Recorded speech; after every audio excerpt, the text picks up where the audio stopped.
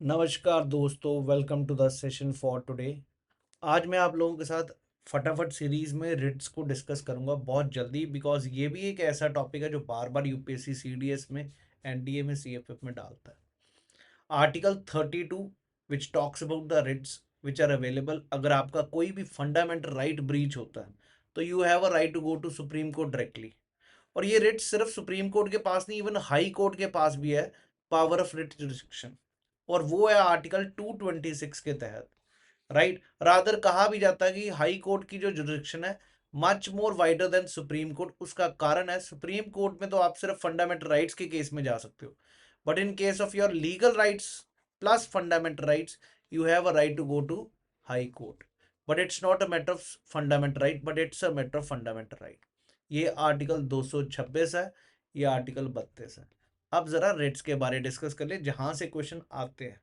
आपने ये वर्ड सुने होंगे, हेबियस कॉर्पस, मैंडमस, सर्शिलरी रिट, और रिट करो सर्शिलरी प्रोहिबिशन, और फिर हम कोवरेंटो। ये 5 रिट्स हैं जो हम डिस्कस करेंगे।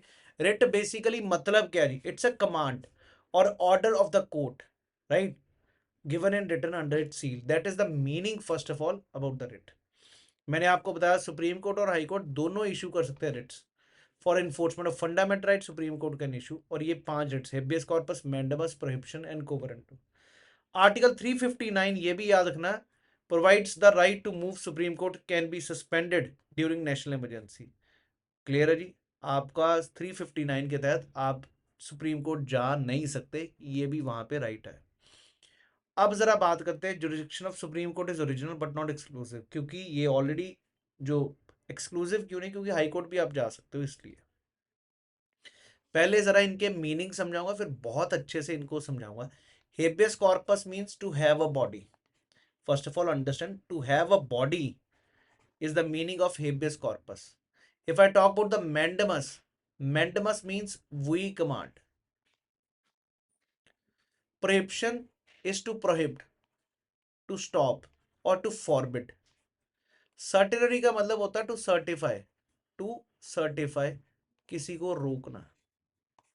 और आखिरी होता है कोवरेंटो। कोवरेंटो मींस बाय व्हाट अथॉरिटी। ये मीनिंग आपको पहले क्लियर होना चाहिए। लैटिन वर्ड्स है पांचों, राइट। पहला जरा हेबियस कॉर्पस के बारे में पूरी तरह समझाऊंगा। Habeas corpus to have a body. अगर किसी को भी किसी ने बंद कर रखा मतलब हिरासत में ले रखा, सो उसको आजाद करवाना तो आप सुप्रीम कोर्ट जा सकते हो। उसको आजाद करवाने के लिए वो तो जा नहीं सकता, उसकी जगह कोई और जा सकता है। ठीक है जी? सो इसलिए कहा जाता है locus of स्टैंडाई is not applicable in case of habeas corpus. Locus of स्टैंडाई का मतलब जिसको फर्क पड़ रहा है वो खुद जाए, पर इसमें जा ही नहीं सकता, तो it is not applicable in habeas corpus. और ये है क्या? To have a body. अब कोई आपके बिहाफ पे कोई और बंदा गया तो सुप्रीम कोर्ट में आवाज उठाएगा। सुप्रीम कोर्ट विल असर्टेन, पहले तो पूछेगा जिसने हिरासत में ले रखा किस बेसिस पे हिरासत में ले रखा।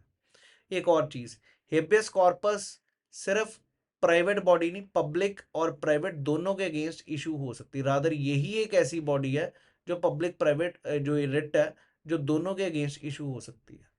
क्लियर है जी? कोर्ट पूछेगा किस बेसिस पे उसको हिरासत में ले रखा। अगर कोर्ट को कन्विंस्ड है कि भाई वो जो बेसिस है वो इलीगल है, so then he can be freed. Clear है जी? For is release then against arbitrated. Police आपको पता कोई भी किसी को उठा के ले जाए, ठीक है जी, तो आप सुप्रीम कोर्ट जा सकते हैं हेबियस कॉर्पस के तहत, on what basis he has been detained. Clear है? और ये जानना जरूरी है किस बेसिस पे। अगर तो इलीगल लगा तो court will ask him to free him as soon as possible. As soon as possible नहीं, अभी इमीडिएट इफेक्ट से। क्लियर है? तो प्राइवेट और पब्लिक दोनों के अगेंस्ट इशू होती है ये writ of habeas corpus. Next बात करते हैं जी मैंडमस। मैंडमस मतलब वी कमांड। और ये है कि अगर कोई सपोजली आप सरकारी दफ्तर जा रहे हो, ये सिर्फ और सिर्फ पब्लिक ऑफिस के अगेंस्ट इशू होती। आप गए हो, वो काम नहीं कर रहे, आप उसको कह रहे हो मेरे को ये सर्टिफिकेट बनवाना, बना के दीजिए, and they are not doing your their duty, so you can approach the supreme court and then supreme court will ask them to perform their duty. That is the meaning of habeas this mandamus. ये सिर्फ ये नहीं कि administrative bodies, it can be to the court also, supreme court, superior court to the lower court, or tribunal or public authority to perform his duty. Clear? To do a thing which is a part of his official duty, and he has failed to do so. Clear है जी। ये याद रखना, exception राष्ट्रपति के against नहीं लग सकती, गवर्नर के अगेंस्ट नहीं लग सकती, chief justice of high court के अगेंस्ट या एनी अदर प्राइवेट पर्सन के अगेंस्ट नहीं लगती मैंडेमस। ये पॉइंट टू बी नोटेड है जी। इसके बाद आती हैं दो रिट्स, काफी इंटरेस्टिंग है, प्रोहिबिशन और सर्टिलरी। इन दोनों में फर्क बहुत माइन्यूट और वही समझना, वहीं पर एग्जामिनर का दिमाग ज्यादा चलता है। प्रोहिबिशन का मतलब है to stop, to prohibit, right. Prohibition is to stop and certiorari is basically to certify. अब जरा इसका मीनिंग समझते नहीं। प्रोहिबिशन टू स्टॉप का मतलब क्या है? स्पेशली जुडिशरी के केसेस में प्रोहिबिशन यूज होती है। ये जुडिशरी और एडमिनिस्ट्रेटिव दोनों में यूज होती है, लेकिन prohibition is only used in the case of judiciary and that is to stop by the higher court to the lower court. अगर, क्यों, कब, कैसे, अगर लोअर कोर्ट अपने दायरे से बाहर जाने की कोशिश कर रहा है, if the lower court is not in the jurisdiction, अपने दायरे से बाहर जाने की कोशिश कर रहा है, तब supreme court can issue a stay order, to रोक दिया जाएगा, क्योंकि आपके पास ये अथॉरिटी नहीं, you don't have this authority to deal with that case, jurisdiction से बाहर है, उस चीज को कहा जाता है प्रोहिबिशन। सर्टिलरी में इट इज जब उसने, लोअर कोर्ट ने अपने दायरे से बाहर जाके डिसीजन दे चुका है, तो फिर उस डिसीजन को क्वैश करना हायर कोर्ट का काम है और उस केस को अपने पास लेना। तो एक तरह का कह सकते हैं प्रोहिबिशन एक प्रिवेंटिव है, certiorari preventive as well as curative. Curative, cure का मतलब होता है इलाज भी करना उसका, प्रिवेंशन तो सिर्फ रोकना, सर्जरी में रोकना भी और उसका इंतजाम भी करना। क्लियर है? मीन्स टू फॉरबिड और टू स्टॉप। पॉपुलरली इसको क्या कहते हैं? Stay order. Superior court to lower court forbidding it to perform an act outside. Clear है जी? टू परफॉर्म कोर्ट और कम टू अ स्टॉप, उसी समय रुका जाए।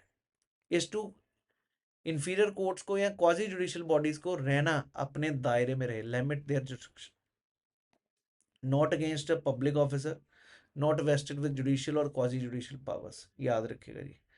lie against legislative, does not lie against legislative or executive functions. It cannot be issued against private persons or associations. It can be only issued while the proceedings of a case are going on. Clear है जी? तो final orders, if the court has pass the final orders, ये prohibition नहीं लग सकती, तब certiorari लगेगी। Can issue this writ only where fundamental right is affected. The difference between the prohibition and mandamus, while the former can be issued against judicial as well as administrative, while the latter is issued only against judicial and quasi-judicial authorities. Clear है जी? जो mandamus कह रहा काम करो, prohibition कह रहा काम मत करो, वो आपके दायरे में नहीं है। ये दोनों में फर्क है जी। अब जरा सर्टिलरी के बारे में बात करते हैं। टू सर्टिफाई, मैंने आपसे यही बात की, superior court to the lower court to transfer the matter to it, जो लोअर कोर्ट के पास मैटर है उसको अपने पास लेके ना। It can be issued by supreme court और हाई कोर्ट, और वो for questioning the order already passed by inferior court. Clear है? There should be a court, tribunal और an officer having legal authority to determine the question of deciding fundamental rights. Is everyone clear?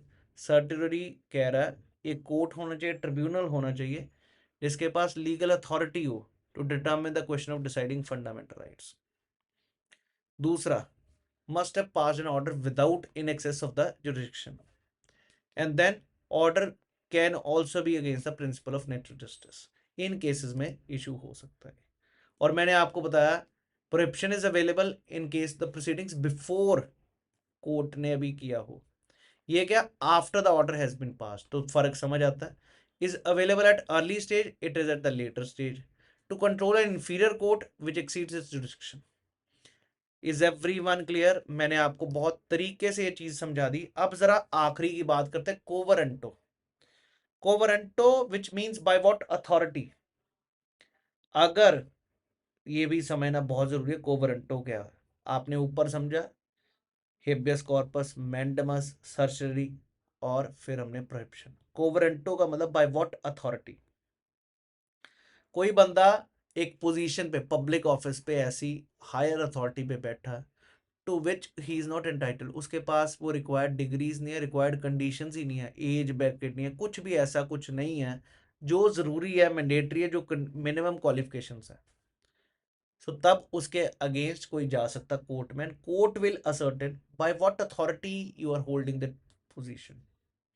अगर तो court को लगता है ये illegal ही detain मतलब पोजीशन होल्ड कर रखी है, सर्व कर रखी है, तो court will set him that position free. That is the meaning of quo warranto। Person holding a public office to which he is not entitle. Clear है जी? अंडर व्हाट अथॉरिटी उसको पूछा जाएगा। To prevent illegal assumption, usurpation कहा जाता है any public office और usurpation of any public office by anybody. The fundamental basis of the proceeding of quo warranto is that the public has an interest to see that unlawful claimant does not usurp a public office। अगर किसी की 62 साल उम्र है और वो appointed to fill a public office, whereas retirement age is 60, so he is not entitled to that position। Clear है? That is what we need to understand। I hope you people have understood the 5 writs। easy हैं, इस पर लगातार NDA CDS में questions आते हैं, check करिए। Ritz एक ऐसा छोटा सा टॉपिक है फंडामेंटल राइट्स का, बहुत आसान है, बच्चे पता नहीं क्यों कंफ्यूज हुए रहते हैं। बार बार मैं कहूँगा प्रिपरेशन सर्चरी में फर्क समझिए, मीनिंग से ही बाकी सारे ये जो है अपनी रिट्स समझ आ जाती है। Thank you. जय हिंद everyone, wish you all the best.